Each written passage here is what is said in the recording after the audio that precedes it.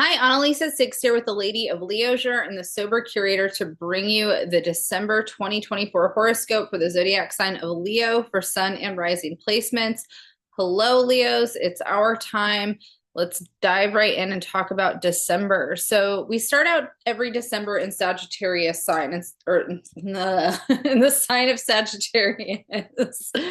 I start to get some loud stuff going on outside. I start to get really jumbled when I'm talking after doing a couple videos. I've only recorded two videos before this, and I'm already kind of tongue twister.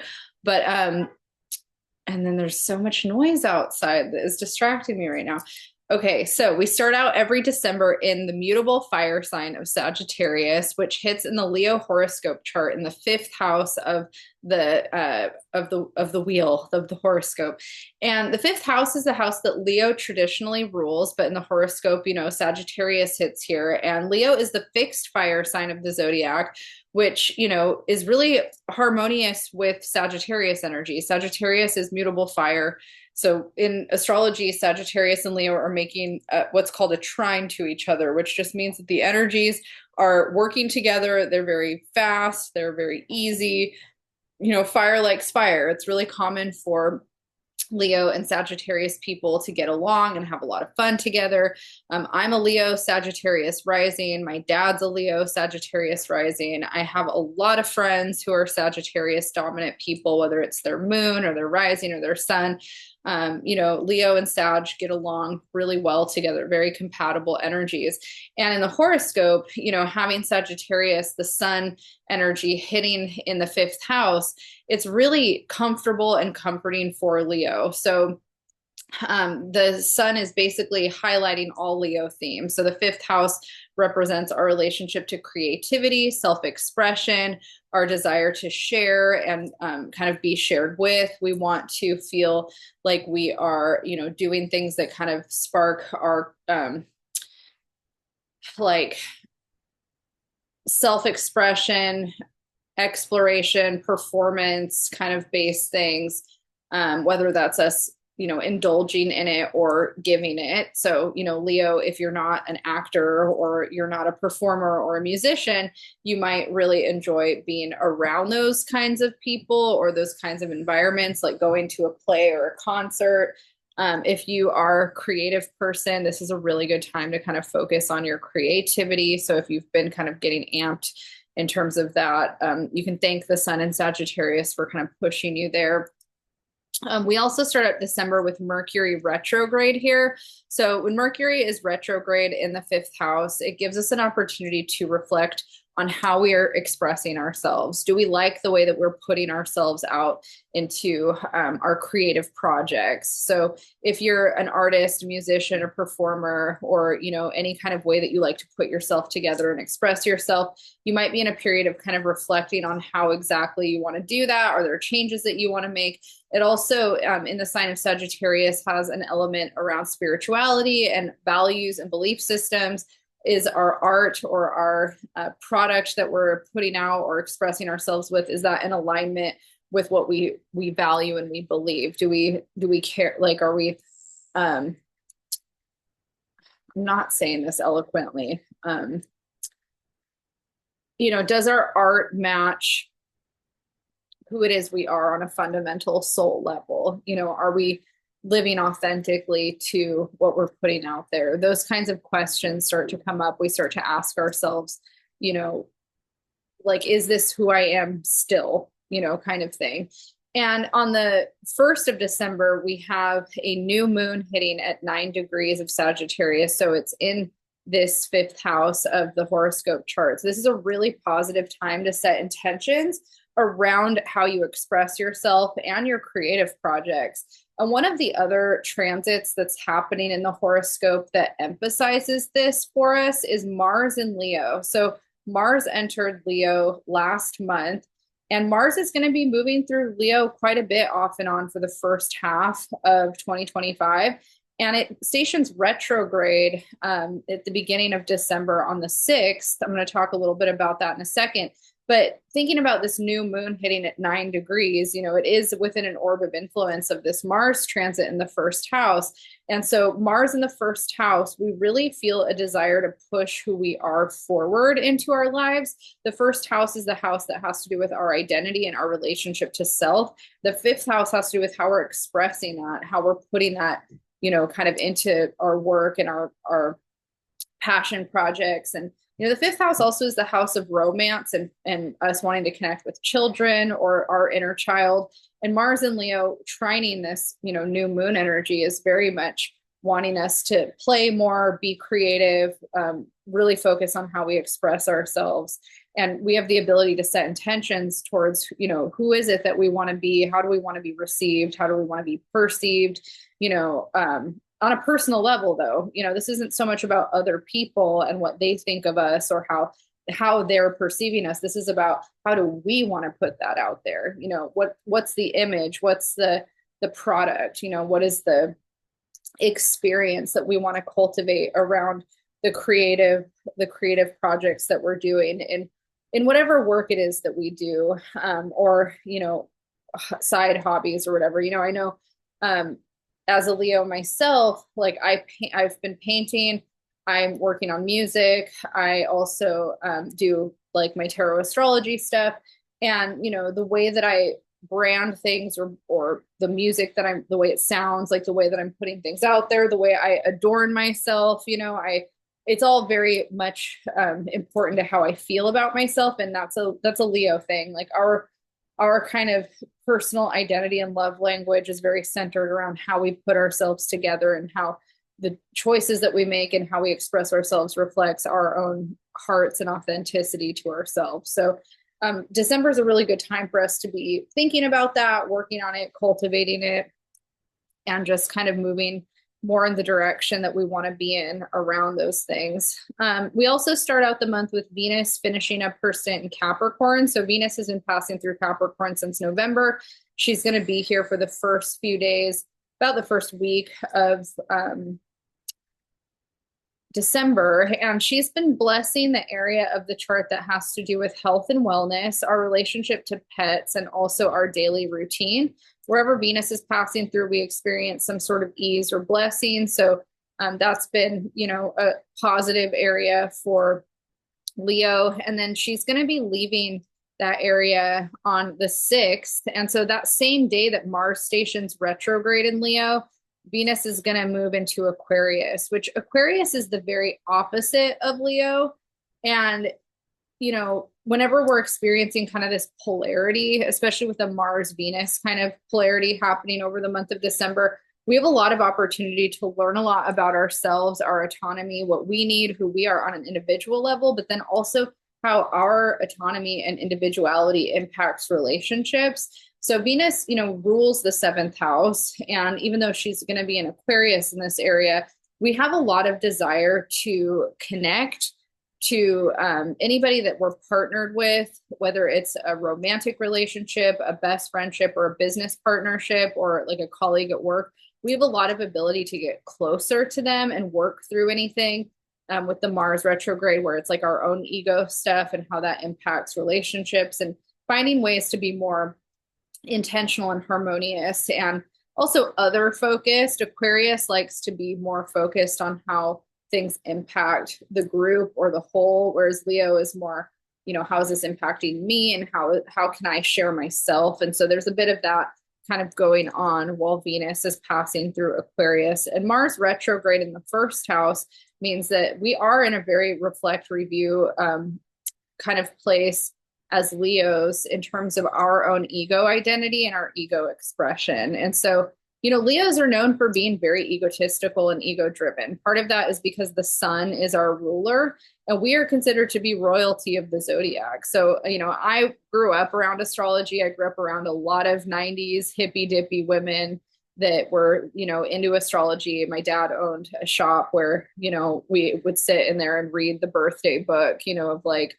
all the things. And my dad's a Leo, my grandfather's a Leo, my great grandfather's a Leo, my stepdad's a Leo, my sister-in-law's a Leo. And the way that I was raised was to really think that Leos were the shit and that we were the best sign and that everybody wanted to be us. And I feel like the stuff I was reading in a lot of these, books would be like, you're the royal, the royalty of the zodiac, and the sun is your, everything revolves around the sun. And I grew up in a family that while we had our issues, I was definitely the sun in a lot of ways in the family. I feel like the family really came around me, spoiled me, encouraged me to be artistic and creative. And so, I definitely grew up with quite a big ego and quite a lot of, I am a very stereotypical quintessential Leo in all the ways. So I think that, the shadow qualities of Leo, where there's a lot of narcissism, arrogance, overconfidence, like the way that Leo can kind of perceive itself to be, the best in all these ways, or, should be the center of attention in certain ways. Those things when you're young, when you're a young Leo, and if you're wired that way,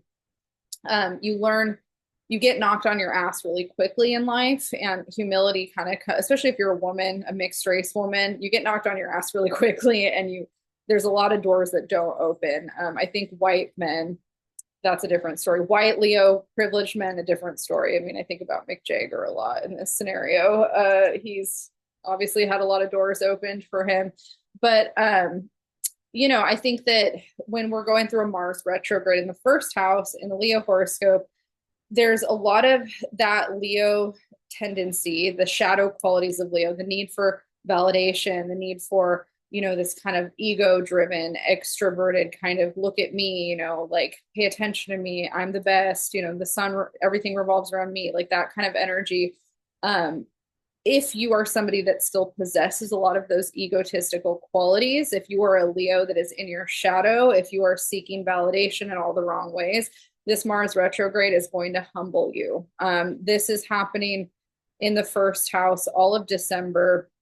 And then it moves into the 12th house at the beginning of January, which this is where we were prior, but you're going to be working through some stuff in the subconscious around the past, family, kind of dynamics. If you're a Leo that lacks a lot of confidence, and putting yourself out there is actually really hard, and you have more of this desire to kind of come out and be more in your Leo light, this is going to bring that up too. So it's going to bring up issues of, why do I, have a hard time with being that person? So every Leo is different. There's the Leos like me that came out confident, that needed to get brought down a few notches. And then there's the Leos that were not cultivated into being confident and where they need to be. And so there's a balance there. There's a shadow quality to Leo. And then, Leo, the positive archetype is that Leo is here to teach how to have fun with creative self-expression, how to adorn, how to perform, how to make people laugh, how to bring joy, how to let your inner child play. And, it really is the sign that I think is like, let's just shine and have a good time and not take anything too seriously. The irony is that Leo tends to take all of those things very seriously. And so Leo has to learn how to, live by example while also not taking its own stuff so seriously. You think about how fun Mick Jagger is, but then you read about some of his stuff with Keith Richards, and he took it all very seriously. It's like how can somebody so flamboyant, so fun, be so serious? Like those types of things. We know Mick Jagger laughs at himself. We've seen skits and all that kind of stuff, but he's also got that side. He takes his art very seriously. And I think a lot of Leos have to learn that, like, balance. But I think Leos are really good at laughing at themselves, the more that they mature, and, they can definitely have a good time, joking around. But anyways, this Mars retrograde is definitely going to bring some of that stuff up. And the Venus passing through the 7th house, relationships are here to teach us that. Around the same time, Neptune is going to be stationing direct in Pisces. Neptune has been in Pisces for the last 15 years, hitting the 8th house, which is the house that represents marriage, sex, death, rebirth. It's also the house of shared assets and resources. And Neptune has been retrograde here. It'll be the last retrograde that Neptune has in Pisces for the rest of our lifetime before Neptune enters Aries in 2025. And then Saturn has also been passing through Pisces for the last year. And is going to be entering Aries next year as well. And so all the Piscean energy that, we've kind of been feeling in the eighth house over the last couple of years, with Neptune and Saturn, we're going to be kind of really getting that last hit of it. So, any kind of thing, Neptune and Pisces are also known as the dissolver. And so the structures in which we had maybe certain financial things in place or certain relationship dynamics in place, those things are dissolving and changing. Venus is here kind of setting up some, Venus and Mars, this whole thing is kind of setting up some new things. And then, once Venus moves into Pisces, it's going to kind of bless some of the dust that's been happening here. And, there's a whole nother story arc that's happening next year that we'll talk about in the horoscopes next year. And then the next transit, the big shift, not transit, but the big shift that we're going to talk about for the horoscope is the full moon happening on December 15th. So Mercury is going to station direct in Sagittarius, which is great for us moving forward on creative projects and music and art, self-expression, all those things I was talking about at the beginning of the video. So whatever you've been reflecting and reviewing on during the Mercury retrograde, this direct motion is going to help you kind of go, okay, I have the vision. I see what I want to do. Let's push it forward. And then on that same day, we have that full moon that's hitting at 23 degrees of Gemini. And this is happening in the 11th house. So Gemini is going to be highlighted with the moon in the area that has to do with our relationship to groups, friendship circles, kind of the people that we associate with, any kind of political or volunteer work that we're doing.